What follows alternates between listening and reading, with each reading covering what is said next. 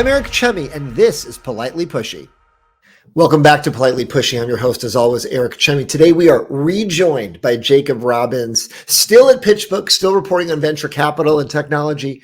But we had such a great response to when you came on not that long ago, and people wanted to know, tell me more, right? Tell me how I can get involved in doing stories with you. Tell me more about what you're seeing with the election. There was a lot of feedback that we got. We said, okay, if you would be so kind as to come back and spend more time with us today, and here you are. So Jacob, thanks for joining me on the show again. Eric, I'm so delighted to be back. I really appreciate the opportunity. And before we really dive in, I hope it's okay if I ask you a question. I've been thinking about this. What's your favorite fall activity? We're in the fall season. Oh, fall activity. Oh my gosh. I have never thought of fall activity because I know they have fall activities, but I never thought about like my favorite one. That's a great question. You know, there's like the pumpkins and the apples, but every time I go outside, like, oh, there's bugs. You know? There's bugs and I'm getting dirty. So I don't know. I grew up in the Northeast. I grew up in Western Massachusetts specifically. And so for me, we call these, the folks who come to visit us just to look at the changing of the colors of the leaves, leaf peepers. I would consider myself a leaf peeping pro. And so I just love just going and seeing the changing of the leaves. I love a good pumpkin patch. But think on it because I would like to know. You know, it's funny. Two things. My wife was just telling me this past weekend about the phrase leaf peepers, and I had never heard that phrase. And she said, I don't understand why it's called peeping, because peeping suggests you're quickly looking, right? You're quickly looking and looking away. But in fact, it's more like you're staring at the thing. You're spending hours looking at it. So she wondered why peeping is the word that we use. Well, it's interesting because I've had that same thought. And the way I always kind of thought of it was, yes, you can sort of be in nature and see the same thing. But there's lots of folks that'll come and they'll go on these long drives and down these like rural roads. And like, I guess you could say, right, because you're not looking at the same leaf for a long time. That's kind of like peeping, right? Like you're just taking each leaf gets a peep. Yes, exactly. If we can quantify it, I think each leaf does get a peep. So, you know, I'm sure folks will write in if we've gotten this wrong, but that was one of the things I used to love doing.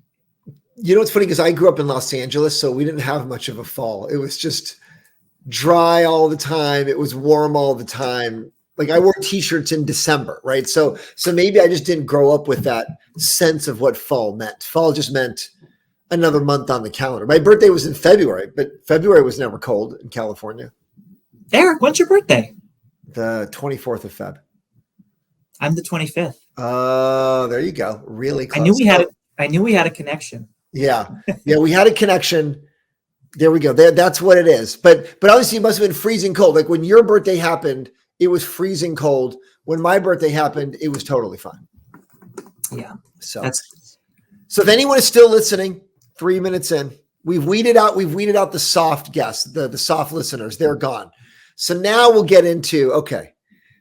People said, okay, I love what Jacob's doing. A lot of, people we talk to, how do I get involved with his stories? How do I become part of his story? How does he think about working with companies and with PR people and communications folks and corporate executives? What's your process? What are some likes, dislikes?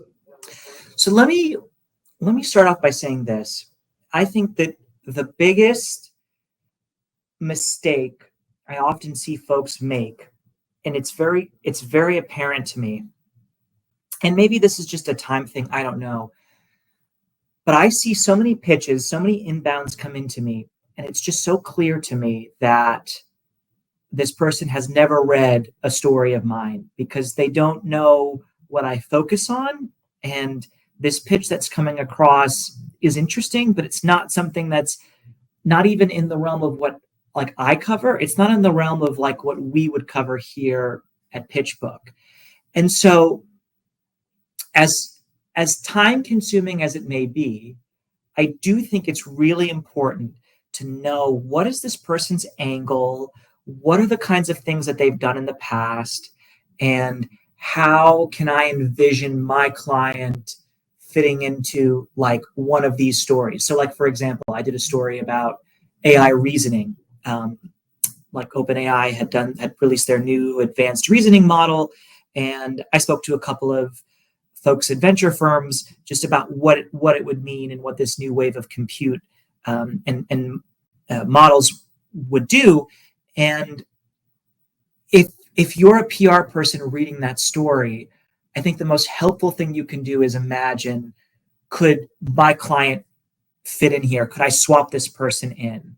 And look, the world moves fast, and everybody has strong demands, and maybe that's an unreasonable ask, but like, I know that the best pitches I've gotten are the ones that are very clearly informed by like my background and the things that I'm looking at, which, just to remind viewers, is I'm looking at understanding the private markets way more than just what's on the surface. I want to understand what investors are thinking about, how they're reacting to news, where the lucrative opportunities are, and where are opportunities and maybe new developments that are not getting a lot of attention, or like conversely, like what's going on in the market that's not getting a lot of attention that maybe people are worried about or have concerns about. Like, I want to really understand the happenings and goings on of like the investor world, right? And so, like, if you're pitching me on like talking to certain experts that aren't related to venture firms, like, you just have to look at my reporting. I think in my entire, like, not even just here at PitchBook, in my entire career thus far, I think I've maybe spoken to like 2 consultants from like Deloitte or something like that. So, like, which is not a bad thing. It's just not something that I do. So I think the best piece of advice, the first best piece of advice I could give to people who want to work with me and just want to work with journalists more specifically is like, understand who it is you're pitching to. And just because somebody covers, like, they're a private market reporter, a venture capital reporter, it doesn't mean that I'm going to cover everything in venture capital or the private markets, right?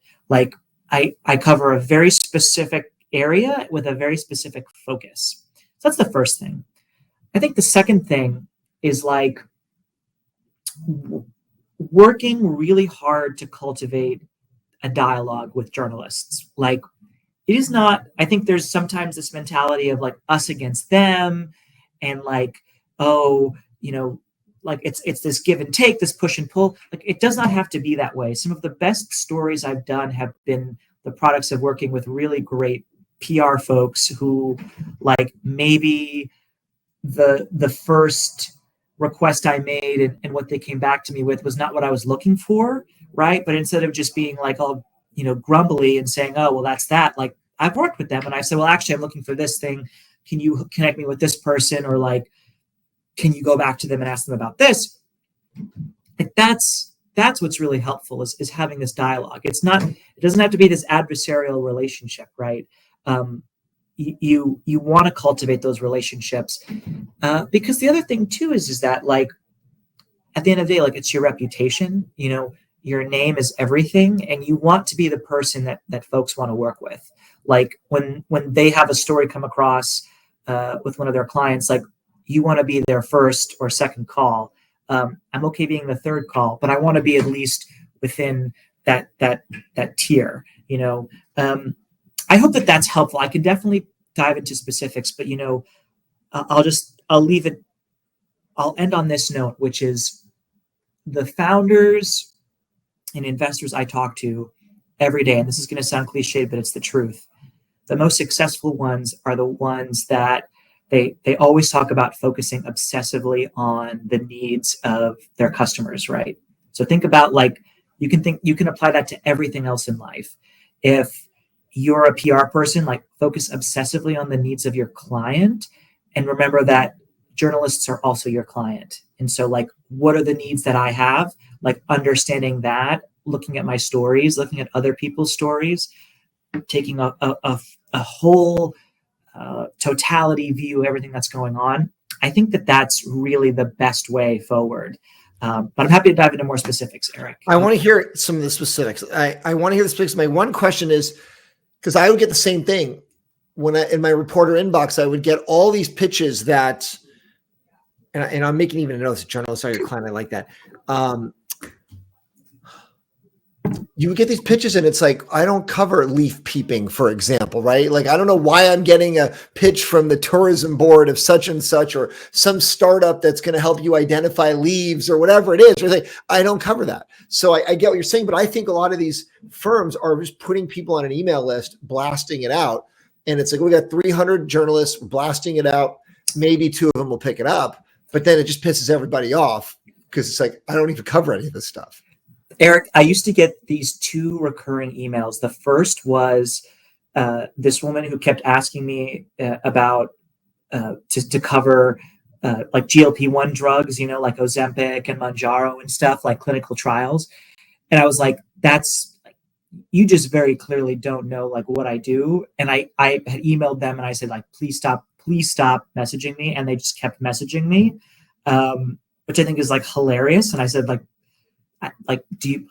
is there something that that I don't know? Like that, like what's going on here? And the second one, I'll give this person credit. It was definitely just added on a list. But this PR person would send me emails and they were all like cat themed, and she would just go crazy, absolutely nuts with the cat analogies. Like I am like how, like I'm purring to meet you and stuff. Like, it was a little wild. But look, I think that is one way to do things, is adding people to lists and seeing who bites. I actually think and maybe I'm wrong, and if I'm wrong, hopefully I'll be corrected, but like the vast majority of PR, at least as it seems to me, is not these people mass blasting journalists. It's like just people trying to work in the best interest of their client, and they have a very specific focus, whether or not that's tech or like public affairs or whatever, and they're just trying to find the best way to get somebody to bite. And I think but I think sometimes their approaches are the same, which is like, I'm gonna just try this one wide approach and just throw it out there and see what sticks. And I think that works sometimes, but if you really want to get a good story that checks all the boxes, that really highlights the interesting work that your client is doing, that also helps the journalist tell a unique story, I think it demands that you spend a little extra time doing your homework, understanding the work that person's doing, and trying to make it fit into like their overall focus area. That's just what I think, but maybe that's demanding too much. I don't know, but that's what I would do. Usually better results require more effort, right? So I think 100%. Like you can spray and pray 300 people, or you can spend time and figure out what each person does, and then maybe you only send to 20 people, but you really know what they do, and all of a sudden, if you can get 3 out of 20 people to bite instead of 2 out of 300, maybe that's a better outcome, actually, right?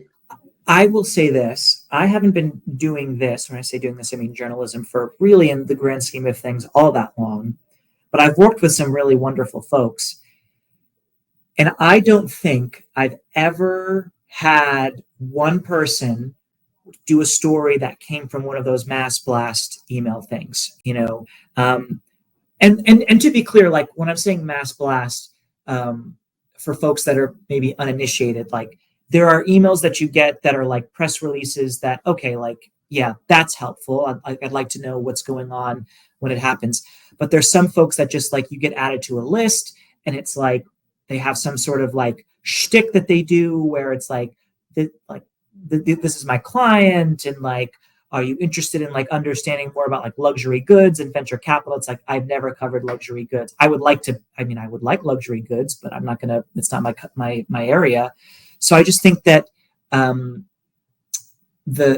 more effort you can put into it, the more focus that you can have, I really do think the better. And that goes for journalists too. Like when I'm writing a story, if I'm sending out outreaches to folks, like the ones that have been the most successful have been like the ones that I've tailored each individual outreach to, that is like, I'm really interested in your work that you've done with this startup or what you said about this thing.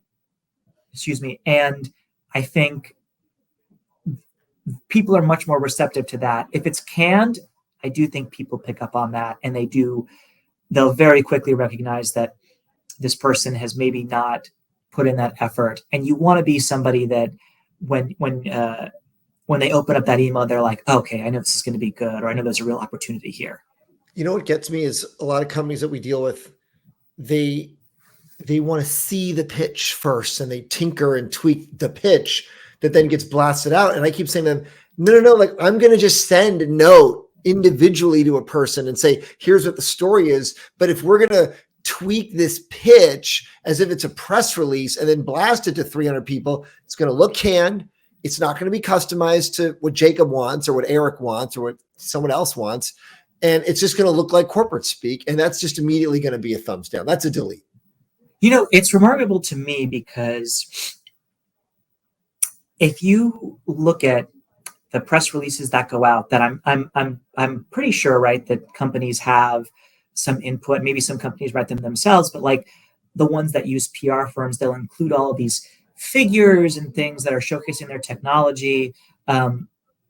If you look at the stories that come from those, how many of those figures actually make it into the story? You know, how many of these notes that these companies are giving make it into the story? Like, I'm not saying that the achievements that the company has made are not important, right? Like, they are important and they're interesting, and kudos to them for making big improvements. But like the realm that we operate in, and when I say we, I mean journalists in this field of news, right? It's less about wanting to act as a promoter to somebody, right? And more about getting to the facts and how you're fitting into this broader, bigger story. And so if you're adding in all of this input that like is very clearly like nobody's picking up on, then I think it's time to save yourself the effort, or to take a different approach, like, you know, to instead look at what other people are talking about and figure out how you can make that be a part of the story, how you get into it. And also, I mean, there are times where you want to make that conversation, you want to be the conversation starter. But I'll tell you this, like, being the conversation starter doesn't happen by telling me about, you know, like these numbers and figures that I think most people in the general audience are not going to find interesting or make it into a journalistic story, you know? I agree. Some questions I get that I'd be curious your take on it. When people say, what's the best day of the week or the best time of the day to send you a pitch? I always laugh at that one. Oh, that's a really good one. Oh, wow. Well, let me start off first by saying it's not like buying a flight where there's a good time, you know, like, and I even think that's been disproven, right? I'll say this. I'm definitely less receptive to a pitch on a Friday, but I also feel like most people are kind of starting to check out on a Friday. So don't send a pitch on a Friday.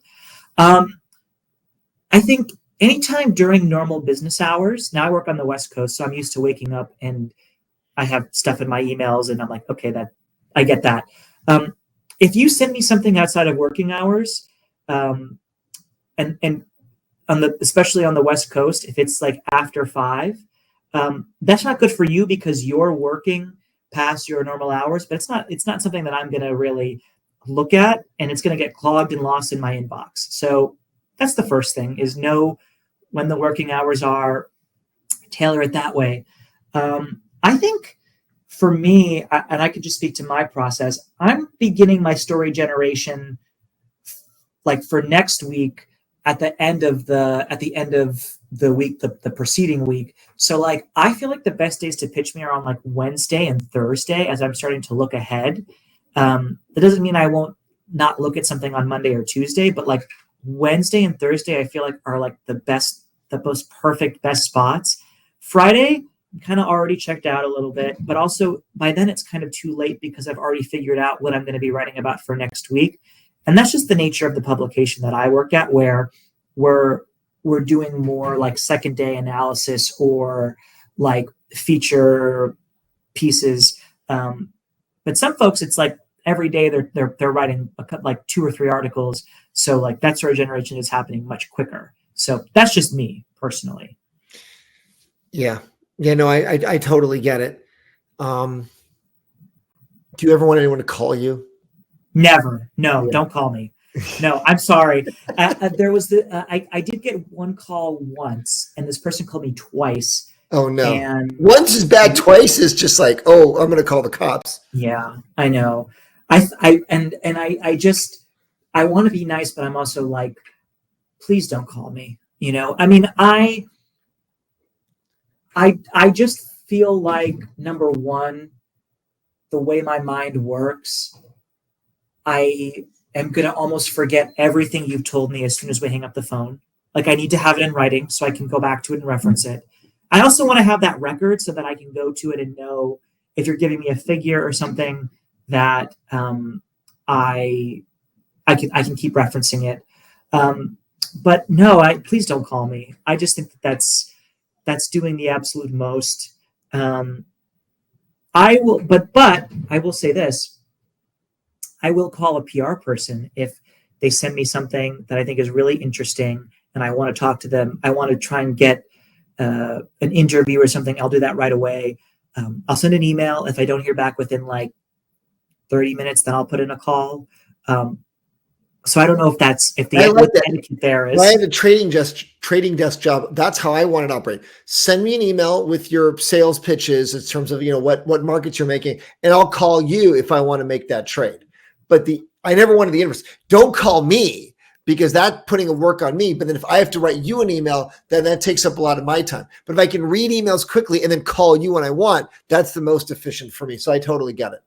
Well, and Eric, I also feel like the world that we live in now, with spam calls and political outreaches and stuff like that, if I see a number that I don't know, like 9 times out of 10, I'm going to send it to voicemail. So I actually also feel like it's a waste of your time to do that as well. And if you leave me a voicemail, okay, but I'm also probably not going to call you back. I do apologize about that. But I think these are the things that we all know and we try to tell companies, but then they don't listen sometimes. So it's just like, look, just Jacob is just telling you. Do you block people? Because I would just block entire domain names of firms, comms firms, companies. Like if I just felt this is off topic or kind of spammy, I just go into my Outlook and just add a rule, just block this entire domain. No one from this firm can ever email me again. So I've done that. I talked before about the one time I did that where this person kept sending me stuff about weight loss drugs that, like, not my topic area. I'm a little interested, but not something I'm going to write about, really. I did block them, and I'll usually ask to be removed from a list. And if the person doesn't remove me, then I'll add them to my blocked. I will say this. There are people that I have worked with in the past that if I see them come into my inbox or it's their firm, I'm gonna take a second, a sort of like a hard think about whether or not I want to work with that person again. I've had some not great experiences where I feel like people have not been honest about something, or what's an example? Let's dig into the honesty one real quick. What's the specific on that? I think that, and this is just my feeling, if you are sending me something that's under embargo, you're sending it out to everybody, and it's under this embargo. If you've given somebody else an exclusive embargo so that they can break the story before everybody else, I think you should say that. I really do. And I also just don't think that's like a best practice. Like, okay, well, this person's better than you, so they're going to get it before you do, but I still want this story to come out. Like, I still want to get all of this coverage. Like, I get it. You're trying to get coverage for your client, but you have to look at it from our perspective too. Like, we want to add value to our readers. And if it's looking like somebody else is getting preferential treatment, like that's not something that is it sort of like hey, we sent this embargo and we want you to do this at 10 a.m., but then some other guy knocks it out at 9:50. Is it that kind of thing, or 9:30 or 9? Like, oh, well, what's your example? My example was I had it where everybody else's story went live at like 9 and somebody else got it and it went live at like 6:37. Okay. And I just feel like same story, no new information. And there was information that they had that nobody else had. And I think that that's like, at that point, you've given somebody an exclusive and you've just let everybody else kind of had like the second pickings. And I think that's really bad etiquette. I really do. And did you even run your story at 9? Had you seen it by the time it was 9, or you didn't know at the time? We didn't know.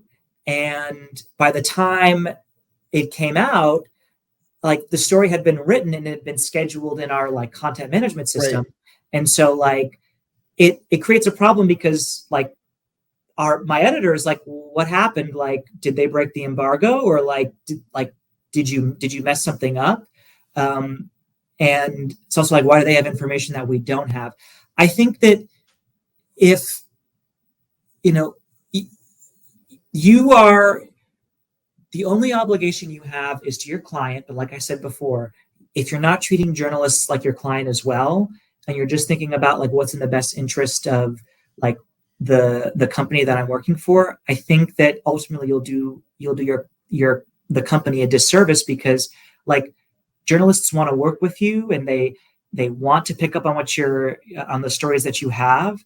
But like, if you burn that goodwill, or you're not honest about like, we're giving this person the exclusive before, or we giving them exclusive information, I think that's just poor form. And I'm not saying don't do that. I'm just saying be honest about it. Just say that this person has it before everybody else, so that we know, so that like I don't come into work and my editor's like, what the heck? Like, do we need to hit publish now? Like, did the embargo break? But it's tricky because I get it, because they can pull that trick with you once and then now you won't trust them at going forward. But if they said, hey, someone else has it before you, then you might say, well, then I'm probably not going to run it at all, right? So I can see why they don't say that. But if I said to you, hey, this other guy has it before you, you would just say, okay, I'm not going to run it then. I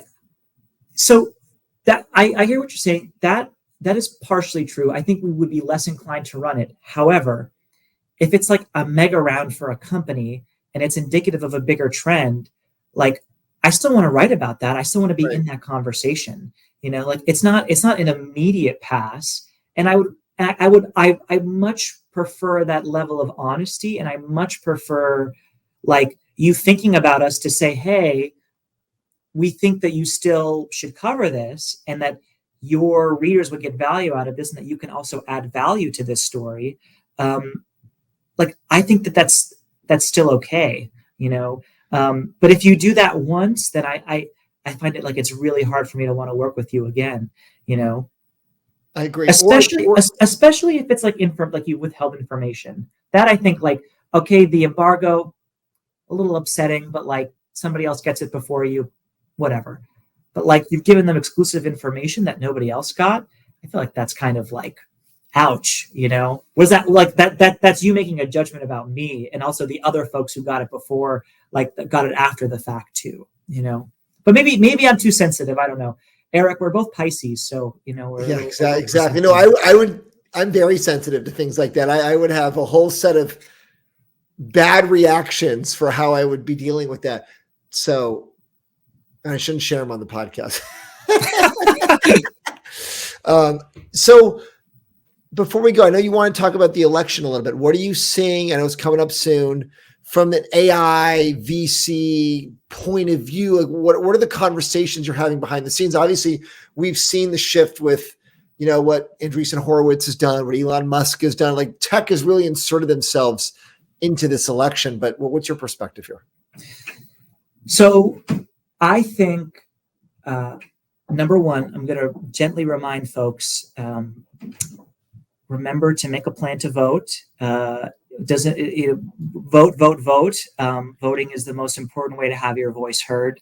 And it's one of the most important things you can do. So please make a plan to vote. Look, I think I'm hearing a lot of uncertainty about what the results will mean from a regulatory perspective, from a technologist perspective, like how is AI going to be regulated? How is crypto going to be regulated?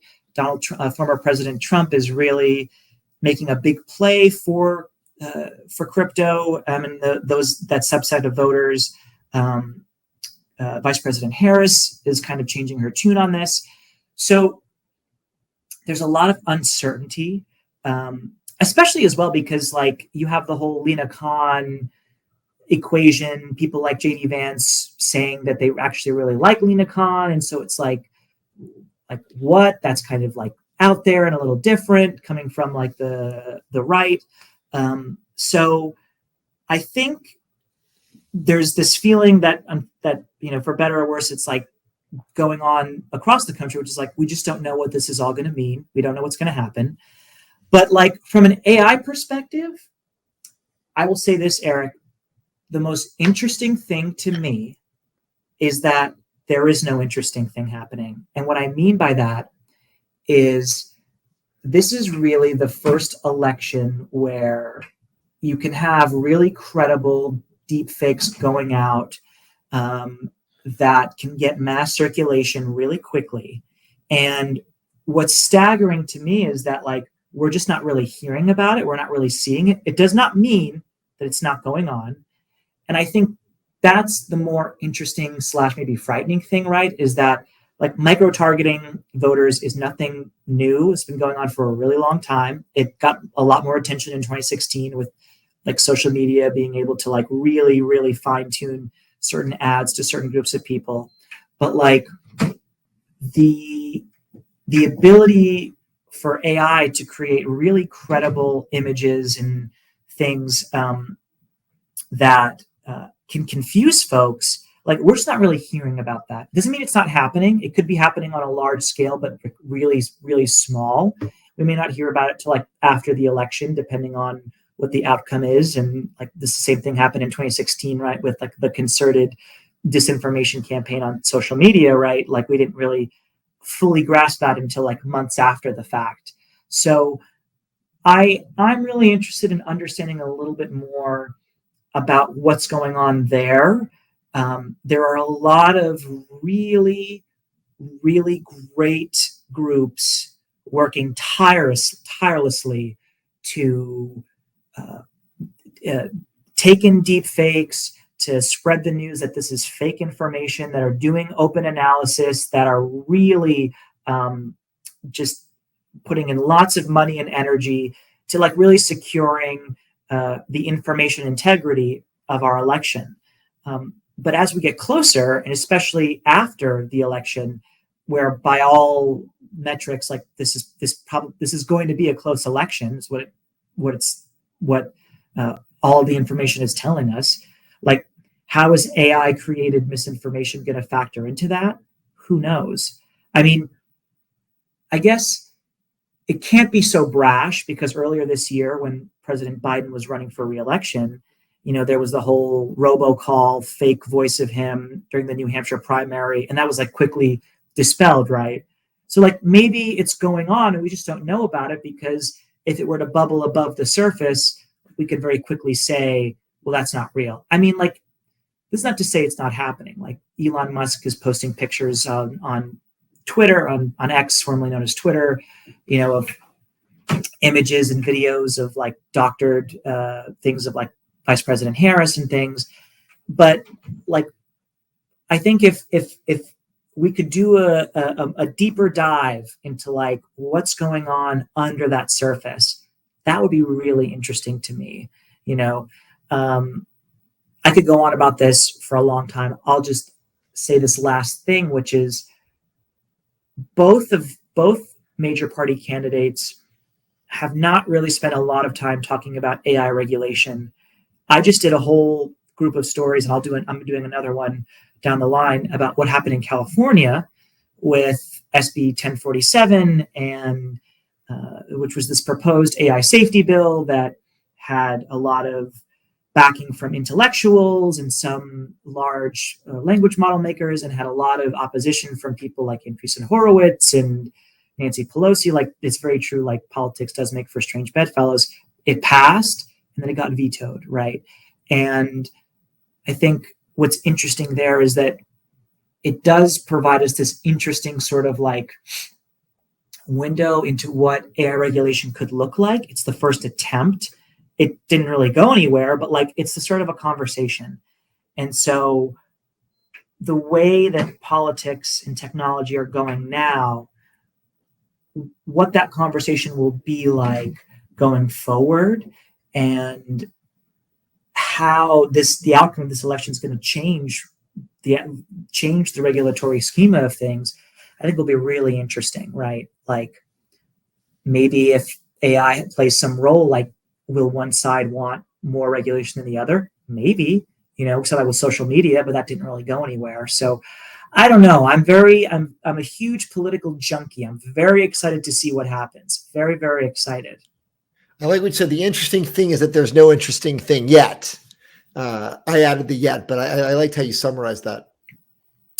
I just want to say one last thing, which is just an observation, which I hope is okay that I make. And if you need, it's okay. You're the guest. It's okay.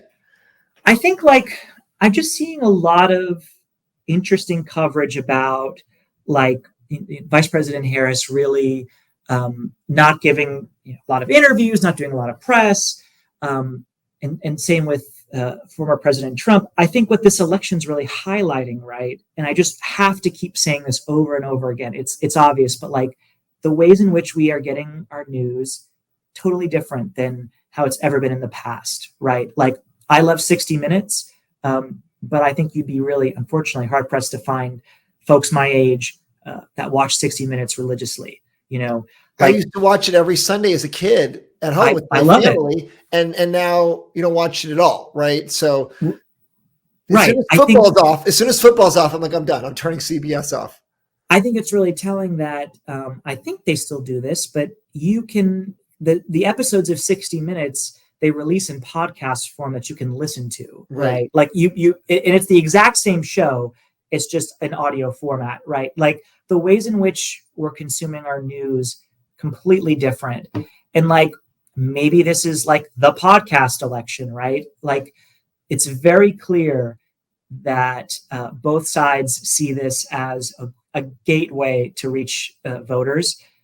Former President Trump has been doing this for a really long time, talking to folks like Dave Ramsey, and obviously like, Vice President Harris getting a lot of attention for going on Alex Cooper's podcast. But like, there has to be a recognition from journalists that the way that people access information is changing, and you have to be just as nimble, right? Like, you have to be building up your brand. I know that that's kind of a cringy term, but it's the truth. You have to be building up your brand. You have to be going to where people are consuming their information, like wanting to do podcasts, wanting to, constantly changing the format, right? Because that's how you ultimately can tell the stories that people really care about and matter, and that's how you'll reach more people.